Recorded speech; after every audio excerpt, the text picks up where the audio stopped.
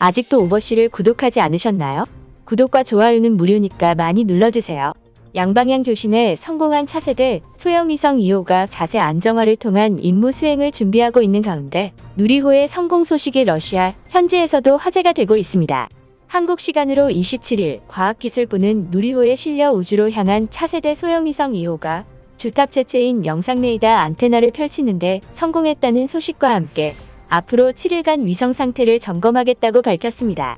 특히 아직까지 행방이 묘연한 큐브 위성은 신호가 잡히지 않고 있으나 누리호 2차 발사 당시 실렸던 대하 큐브 위성 사기 중 연세대학교 민원이 사출 48일 만에 신호가 확인된 사례도 있고 나사의 아르테미스처럼 정상 사출이 됐으나 신호만 잡히지 않는 경우도 있어 이 문제는 조금 더 시간을 두고 지켜봐야 될 것으로 보이는데 무엇보다도 누리호에 실려 날아간 핵심 장비들이 정상적인 작동 준비에 들어간 것으로 확인돼 누리호 3차 발사는 완벽한 성공을 거뒀다고 볼 수 있습니다.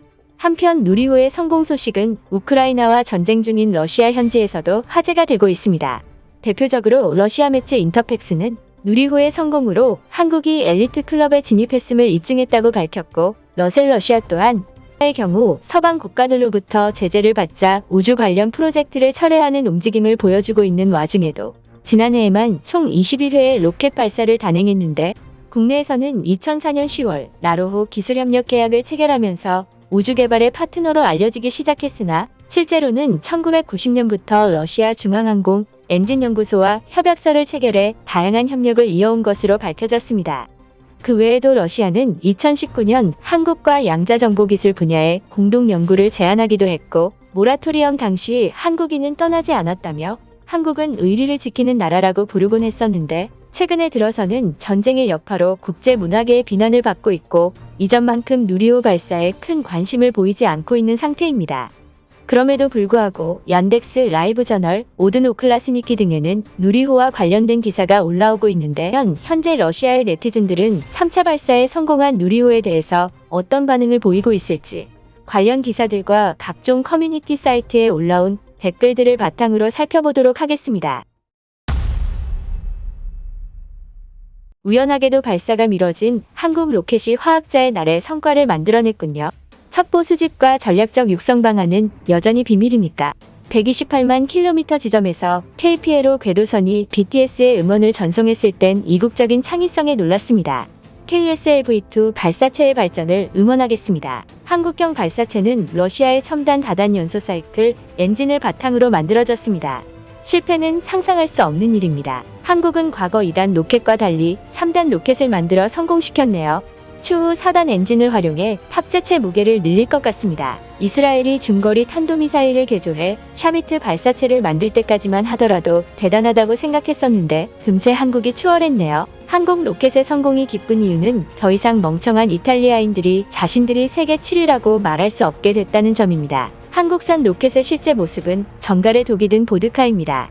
상업용 위성이 아닌 군사용 위성이며 언제든지 핵무기로 변할 수 있습니다. 한국의 우주개발 속도가 빠르다고 할지라도 우주정거장에서 사용할 휴머노이드 로봇을 개발 중인 중국과는 아직까지 격차가 큽니다. 과거 한국에게 GTV 엔진을 실제로 제공한 것이 치명적인 실수입니다. 한국은 K-팝 아이돌들의 러시아 공연도 취소시켰잖아요. 불행하게도 우주 발사의 돌파구 마련이 늦어진 한국이 큐브사트 사출에 실패했군요. 역시 기술 주권을 제한한 바이든의 잘못입니다. 한국의 상업용 위성이 군사감시 위성으로 활용될 수 있는 만큼 유엔은 북한에게도 보편적인 개발 탐사의 권리를 인정해야 됩니다. 한국은 우주 및 전자산업, 국방 경제에 있어서 강대국입니다.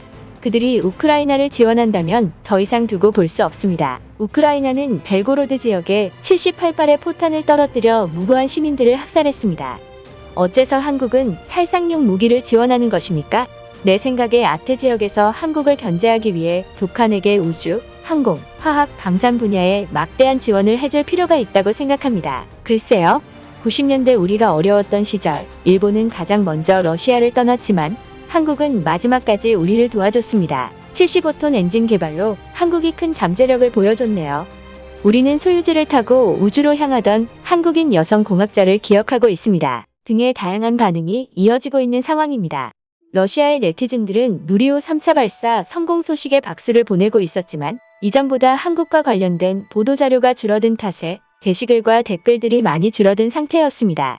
결과적으로 우리나라는 누리호 3차 발사를 기점으로 민간 우주시대라는 중대한 갈림길에 서게 되었고 2032년 달 착륙, 2045년 화성 탐사를 이뤄내기 위해 국민들의 지속적인 관심이 필요할 것으로 보이는데 아무쪼록 한국판 스페이스X를 키워내 우주 산업 생태계를 갖추겠다는 민간 기업들의 노력이 성공할 수 있길 바라고 누리호의 성공을 함께 염원한 구독자님들께 박수를 보냅니다.